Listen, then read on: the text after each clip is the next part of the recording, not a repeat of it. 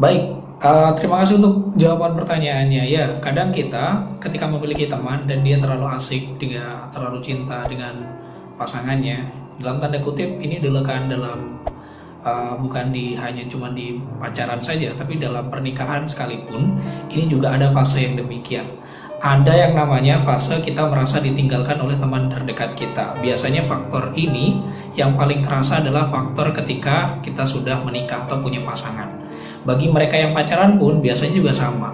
Pasti kalian juga pernah merasakan bahwa kalian dikacangin sama sahabat kalian sendiri ketika dia punya pasangan atau punya pacar atau punya semacamnya.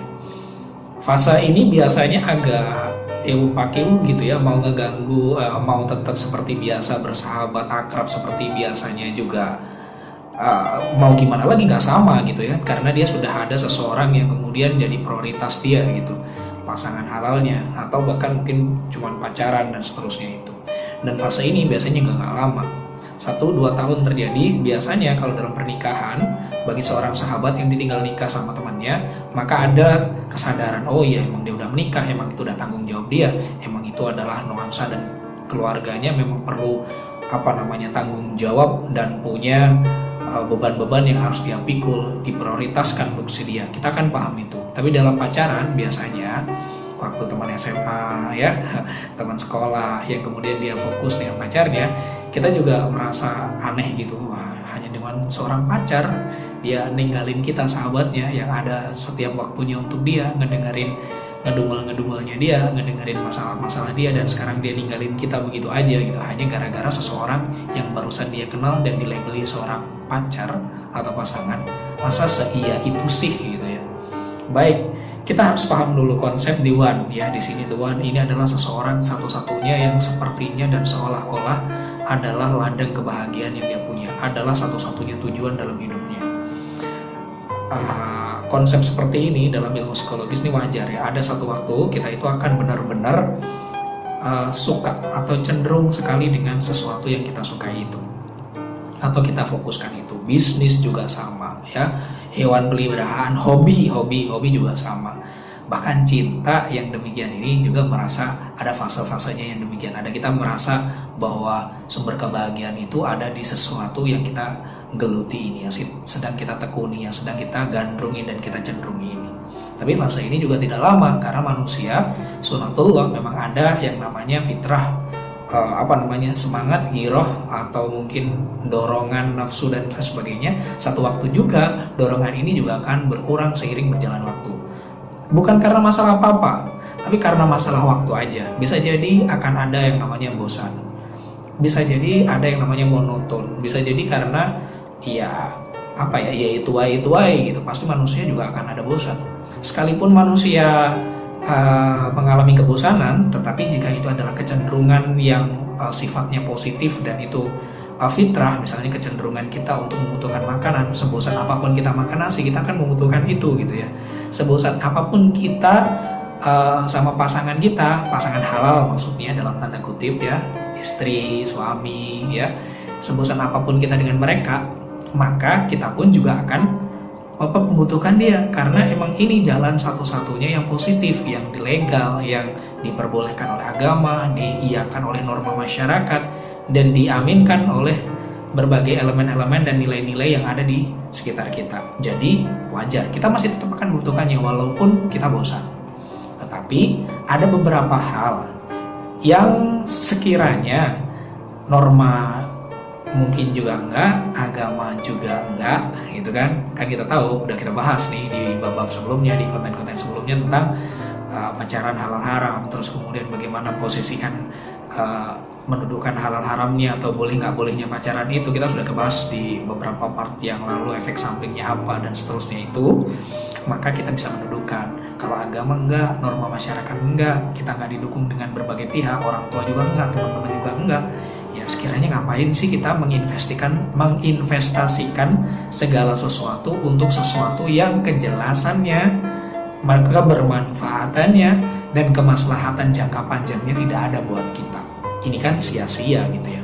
Belum lagi nggak ada garansi apa-apa, karena yang namanya pacaran dan segala macamnya bisa jadi kita akan mengalami kebosanan sesuatu yang seolah-olah kita suka bisa tidak kita sukai dalam waktu yang relatif tidak lama. Boleh jadi kita menyukai sesuatu, padahal itu tidak baik bagi kita. Menurut siapa? Menurut Allah, bahkan menurut manusia. Tapi taunya manusia biasanya belakangan. Maka jangan merasa sok tahu dulu bahwa inilah the one, satu-satunya sumber kebahagiaan saya. Nah, bagaimana cara nyikapi orang yang kan kita udah tahu nih. Nah, bagaimana biar orang lain juga tahu, sahabat kita juga tahu. Cara yang paling gampang adalah menyadari bahwa emang ada fasenya yang kayak gitu, fase senang-senangnya, fase demen-demennya. Tapi nanti kita juga sadar bahwa suatu waktu dia juga akan bosan. Nah, kalau kamu sudah memutus pertemanan duluan, udah ninggalin dia, kapan mau nasihatinya? Belum udah ngegap, ngebikin jarak gitu ya. Gimana cara baliknya? Kan sulit. Tetap temani dia, tetap doakan dia gitu ya. Suatu waktu ketika dia bosan, ketika dia ada masalah, kita bisa masuk. Bukan jadi setan buat suruh dia putus. Ya memang kadang ada baiknya juga sih nyuruh orang buat putus supaya hijrah gitu ya. Tapi ada satu waktu bahwa Islam itu disadarkan dengan pemahaman, dengan rahmat, dengan pertemanan, dengan kesetia kawanan. Nah, ini biasanya akan jauh lebih awet. Kalau kita cari momen orang buat hijrah memanfaatkan status masalah dalam pacarannya, ya biasanya ketika ada masalah dia putus, dekat-dekat kamu hijrah, katakan dari jomblo fisabilillah atau jomblo yang lainnya gitu, ketika dia balikan lagi sama si dia, ya hilang lagi, pindah lagi gitu. Ini yang terjadi seringnya di teman-teman yang merasa bahwa pacaran ini adalah bukan jalan ninjanya. Karena apa? Karena menyakiti perasaan. Ketika dia menyenangkan perasaan, ketika pacaran ini memuaskan hasrat dan nafsunya, maka ya nggak mempan ini hijrah-hijrah, taubat-taubat, dakwah-dakwah, syiar-syiar itu nggak mempan, nggak ada gunanya, bener.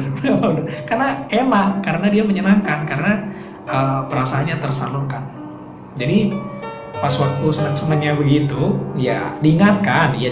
Ketika dia nolak, ketika dia malah seolah-olah hidupnya adalah berdua dengan si dia gitu, dan kita cuma ngekos di dalam dunia dan alam semesta ini, maka yang kita harus lakukan adalah sabar dulu. Kita diuji kesabarannya gitu ya. Jangan ikut-ikutan juga. Bahkan ada yang ekstrim nih, Pak, gimana kalau misalnya pacarnya itu saya tikung gitu, habis itu aku putusin biar dia sadar gitu. Bagaimana kita berdakwah, bagaimana kita menyebarkan sebuah kebaikan dengan cara-cara yang gak benar. Sebagus apapun tujuannya, jika dalam prosesnya dia juga gak baik, gak diridhoi Allah, apalah jadinya nanti. Apa kita bisa garansi diri kita itu terus baik gitu ya. Maka itu pastikan dulu niatnya baik karena Allah. Jika dia nolak, ya udah, kan tugas kita cuma ngingetin doang. Tetap bersahabat dong. Satu waktu ketika nanti dengan kesabaran dan kesadaran yang kemudian kamu lakukan, yang kamu ulang kali nasihatkan, dan Allah munculkan, tumbuhkan hidayah di dalam hatinya, maka siapa tahu ini adalah suatu hal yang logis, satu hal yang bisa dipahami dengan baik, satu hal yang benar-benar menggerakkan hati, perasaan, bahkan jiwa dan raga serta tujuan hidupnya untuk kembali ke Allah. Maka itu adalah hal yang positif bisa kamu dapatkan. Balasannya besar sekali. Pahalanya adalah sama dengan kebaikan hijrah yang dia dapatkan. Pahala siapa? Pahalamu. Kamu yang ngajak soalnya, kamu dapat itu semuanya. Insya Allah. Jadi wajar dulu ya bahwa satu hal itu memang kadang yang naik, kadang yang turun gitu. Iman aja juga gitu. Dosa sama, perasaan juga sama. Kan bosen bener bosen. Nah itu buktinya bertahun-tahun dia pacaran sama si, tunggu aja 5 tahun juga kandas. Kan banyak ya yang hubungannya 8 tahun, ada yang 8 tahun. Setahu saya ada yang paling horor, yang paling ekstrim itu hubungan 8 tahun kandas gara-gara nggak kuat sama gaya hidup, sama standar orang tuanya, akhirnya ya putus, patah. Ya gimana? Udah merasa punya kesamaan cerita ngenes yang sama? Ini saatnya kita dakwah dengan baik. Kenalin nih, ada Kak Bayi Veda nih, yang dia sering nampolin perasaan, ngajakin kita untuk ikutan ngaji-ngaji save jomblo, apalah itu gitu ya. Suruh nikah tuh. Ya perbaiki dulu hubungan kita dengan manusia, perbaiki hubungan kita dengan Allah, terus gitu didoain ya. Nah, yang nyambung lagi sama faktor psikologisnya, bahwa seseorang itu sunatullah ya, ada satu fase di mana dia itu memang seolah-olah hidupnya itu ya itu dengan dia yang belum satu waktu juga dia akan nanti bosan juga sama. Untuk semua hal yang kemudian kita dapati di dunia juga sama, entah itu bisnis, entah itu anak, entah itu pasangan, entah itu kendaraan, hobi, entah itu kerjaan dan lain sebagainya, semuanya ada fase-fasenya. Ada nggak sih sesuatu yang abadi di dunia ini? Nggak ada, termasuk cinta dan perasaan kita. Kita bisa menjanjikan satu hal yang positif untuk hal-hal yang positif juga. Misalnya berjanji berusaha untuk setia dengan pasangan halal kita, itu hal-hal yang positif. Tapi tugas kita adalah berusaha, bukan memastikan bahwa kita akan senantiasa setia. Belum tentu, karena dalam prakteknya ada banyak godaan-godaan yang kemudian. Jadi nggak boleh dong kita berjanji untuk, bukan begitu. Ini bab yang lain. Ini bab yang lain. Nanti bab tentang prioritas ya, fikih prioritas gitu.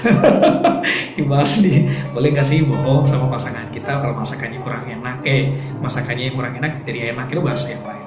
Tapi yang pasti ada fase di mana kita itu juga akan jengah dengan apa yang kita lalui, kita akan bosan, kita akan jumut, kita akan yang seterusnya, sehingga kita juga punya referensi nih ketika lagi seperti itu. Perbanyak lingkungan, kondisikan lingkungan kita adalah dengan kondisi lingkungan yang positif, teman-teman yang banyak, kenalan yang positif juga, sehingga ketika kita bosan, ketika kita jatuh dalam kondisi yang kurang baik, maka ada orang yang mengingatkan, senantiasa mengajak dalam kebaikan. Jika kurang semangat, ditambah, dipompa, diinjek dengan semangat. Jika kurang iman, ya bakal disterek dengan iman juga, dengan kajian-kajian, dengan nasihat-nasihatnya, dengan sharing-sharingnya, dengan konten-konten dan postingan yang baiknya, sehingga kita senantiasa terjaga dalam keadaan yang baik. Tugas kita memastikan bahwa diri kita adalah lingkungan yang baik untuk mereka, dan sebaliknya nanti dengan lingkungan yang dijaga dengan baik, mereka juga menjaga dengan baik, kita akan masuk dalam sebuah ekosistem kebaikan al-Islam itu sendiri. Allahu a'lam bishawab. Semoga sabar, semangat, keep istiqomah. Assalamualaikum warahmatullahi wabarakatuh.